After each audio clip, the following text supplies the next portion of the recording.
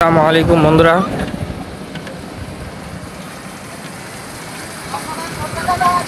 আমরা রাস্তা দিয়ে বের হলাম চাঁদ দেখার জন্য।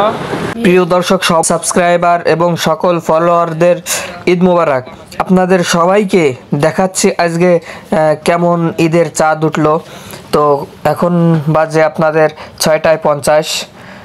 6:50 আমরা রাস্তায় চাঁদ দেখতে চলে আসলাম। রাস্তায় কিন্তু গাড়ি ঘোড়ার চাপ থাকা সত্ত্বেও আপনাদের খুব কষ্ট করে আমরা এই ভিডিওটা করতেছি।